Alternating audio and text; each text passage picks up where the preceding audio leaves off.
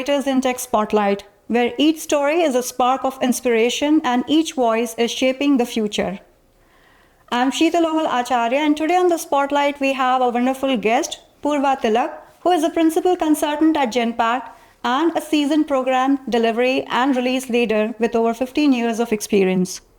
Purva has led major global initiatives, including large-scale data migration programs with teams spanning multiple geographies, and is known for her expertise in program delivery, QA strategy, and governance frameworks. Hi Purva, welcome to the show, and it's lovely to have you here today with us. Thank you, Sheetal, for having me. It will be wonderful to talk with you. Definitely, Purva, and really looking forward to our conversation. So to begin with, Purva, as a woman leading large-scale projects in technology, how your journey has been so far? So my journey started with a small-scale industry in India, where I was also fortunate to work on ERP applications. But my outlook has always been looking beyond and working on the integrations. So I always started getting involving in what's beyond the application, how it is served and to the customer, how it is getting used. So that way I started and got opportunities for that. Then started working on data migration gateways, developing the SQL queries, and then involving in customer discussions, stakeholder discussions, and that is how I shaped my journey. It built a lot of curiosity and confidence in me. And and that time on, I think I started getting projects which were critical and important for the organization. Purva, like you were also in your previous role, you were director for managing the quality assurance. So how that experience was, like managing that, a large scale project and bigger teams? So the organization was super big, and most of the times when I joined, it was the teams were scattered. They did not know the larger purpose of the program. The program was having everything together and getting tested, everything in a flow kind of a thing. That was the demand of the program, because when we went live, day one of the operation demanded that everything worked seamlessly. So for that, first of all, it was a lot of people management, because you had to put that thought in people's mind that how this bigger picture is going to look like. So I started with organizing small workshops and, doing a lot of hand-holding in mentoring the team that, by asking, because I was not from the domain, so I had to ask questions to understand that how things will be, and then getting answers from them that made sure in their own mind that, that, this can happen, and then started putting that on the paper in schedules, in terms of all the documentation, may be organizing certain meetings or, certain collaborative testings or where automation could help us.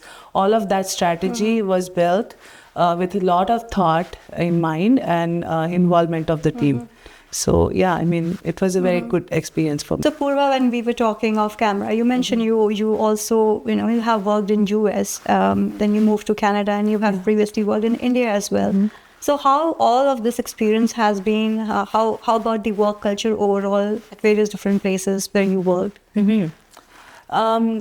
To be honest, when I was in India, I was encouraged by the leader in my team, and I was given a full permission because I was working very hard on my project, and he saw that, and he's like, okay, you could do this. So he brought a lot of versatility to my role, and I got a lot of responsibilities from there itself, that I shortly, in a very short time, I became like a release manager. I was responsible for a lot of communication with the customer, and that also helped me opportunity in US, right? So when in US, when I came, most of my team was diverse. They were somewhere from Paris, then Japan, then China, everywhere from the globe, and of course local US.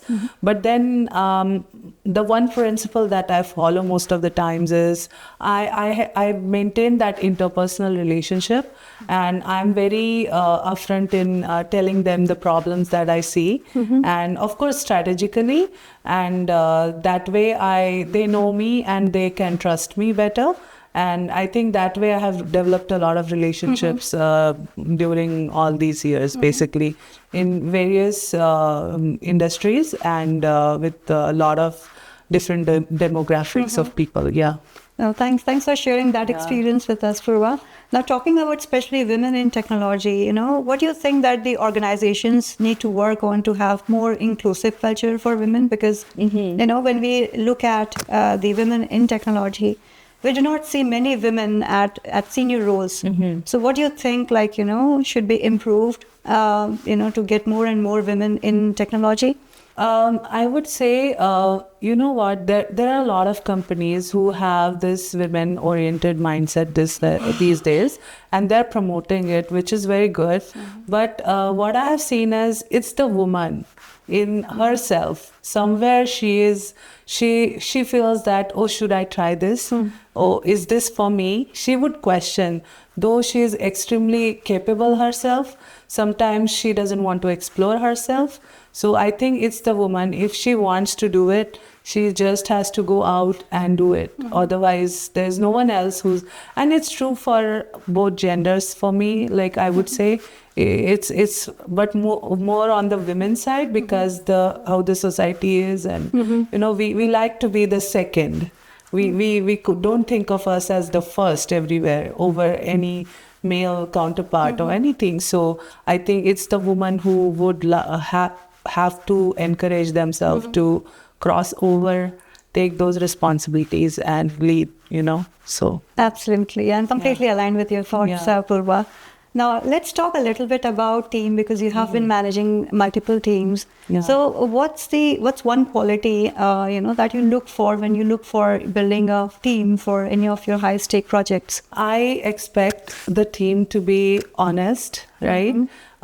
It cannot be a good picture every day. There are roadblocks, there are a lot of things that we miss during our work, and but you have to come forward and tell that okay, I did not understand this, or I am not able to do this because of so and so reason. I know there are very strict deadlines and things that cannot be changed, but something else can be changed, that is getting a help for you.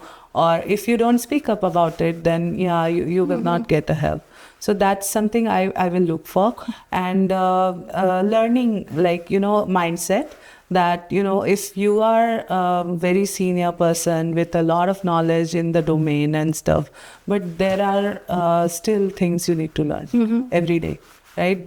Because you are on a transformation project, you are on a different project or different setup, different team. There at least some soft skill you are learning, something you are learning. It's not like you shouldn't have that I'm perfect mindset. So that's what I would be looking for whenever I'm working with a team. Yes. Oh, absolutely. And that's a very well laid out answer.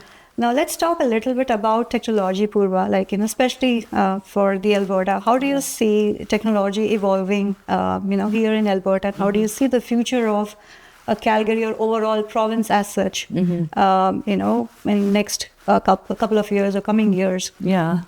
In my experience so far working with leading companies in Calgary, especially, most of them are moving to transformation. Their internal operations and all of the softwares they're doing, there's a lot of data and integration need, I feel, in Calgary, and ERP and those transformations. So I think with respect to Calgary at least, and maybe mostly in Alberta, because most of the companies operate both in Edmonton and Calgary. So I think that's the need, I would say, to take over with respect to data and ERP systems. And also AI will, of course, be there. It's going to be there for the next future. So I think that's where we are headed to. Definitely. Yeah. And talking about ERP, would you like to talk a little bit about your current roles and responsibilities? Yeah, so I'm leading a couple of projects right now in SAP, which are focused on a retail customer in their supply chain and, Ariba, Magento to Ariba customization. So I think it's a very good program overall for them to get out of a lot of financial and security related issues that they are facing right now. So that's there, and they are moving to a very latest technology in SAP security as well. So I think it's very interesting. Yeah. So Purva, based on your experience, right, if you have to give an advice to all the women who are looking to make their career in technology, what that advice would be from you? I would say achieve mastery in whatever you are doing, but also be adaptive. There are multiple tools for everything that is there in market. So you master one, I'm not saying, but yeah, you have to be adaptive. So you need to at least understand how to move from one tool to other. Tools will also enable you for many things, but then to run a successful program, alignment is the first thing that you need. Alignment is the most important thing you should have. Also, I think stakeholder communications is very important. You can be very solid technically, but if you are not able to communicate from early stages in your career, I think that's what will give you an edge over the others. So those are like wonderful takeaways, like, mastering the skill set, being adaptable, and then being vocal to the stakeholders. So thanks for sharing that with us, Purva. Yeah. Now, I'm just like shifting gears a little bit here. Yeah. Going back to your early days, like, we would love to know like where you were born and brought up and any of your fond childhood memories. Yeah, so I was born and brought up in a place called Nasik. It's in Maharashtra state in India. So I come from a family background with solid education. My dad was a professor and my uncles are neurosurgeons and engineers. And, so the family already has problem solving and a lot of discipline and all of that in the core of the family. So that kind of shaped my childhood mostly, like looking up to those people that, I have to do something big and, grow up to their expectations in a way. But yeah, that also kind of my family in core, like my dad always encouraged me to participate in different programs and, develop that stage courage in me. And that was very important. And that helps me today in, building the curiosity and having a lot of communication skills as I go and talk to different people and stakeholders. So I think it's very important that shaped my life. Purva, we talked about, your parents, your family background. So we would like to know more about, your family here in Calgary and about your hobbies and interests as well. Yeah. So my husband is a techie as well. He works for a leading telecom company, and he's been there for 10 years. And I have two wonderful boys, 8 years and 6 years old, and they keep me busy for everything that's going on in my life. Yeah. That's good to know. Do you get like some free time or me time or something that you love to do as your hobby or interest? My hobby, I'm blessed to be in Calgary, to be honest, as I say always. And my hobby is just heading to the mountains and spending time there. So me time, as in just me, I don't get so much as far as I would like. But yeah, I mean, it's also wonderful to spend time with kids, especially as they are growing up. They have different priorities, different classes and schedules. So they don't get as much time with me. But yeah, I mean, that's what is going on generally. Oh, lovely. Yeah. And Purva, we are almost nearing end of this wonderful conversation. And we have a round now, which is the rapid fire round. Yeah. Where I'll be asking you some questions and would be looking for some quick answers from you. Sure. Okay, so your first question, your go-to stress buster during tight deadlines. Coffee. Okay, cup of coffee, yeah. Okay, that's good. Not much of a ask though. Okay, your power word for the year 2025. Uddhayana Atmana Atmanam means lift yourself in tough times. Okay, your next question is your favorite movie. Shutter Island. Then Zindagi Na Milegi Dobara. Okay. That's the Hindi movie. And there are a lot of Inception and other movies. Yeah. I like all of those. Wonderful. Yeah. Okay. Yeah. Inception is the one I also enjoyed watching. Good Leonardo movies. I was about to say. Yeah. You're fond of the Titanic guy. Yes. Okay. I like the concept in the Shutter Island as well. So yeah. That's very good. Okay. Wonderful. Next question. One hobby you wish you had more time for. Hiking. Okay. Even during winters? Oh yeah, I go pretty much like up until it's like not very bad, but not like super tough hikes as well. I just like to be outdoors as much as possible. That's good to know. Coming to the last question.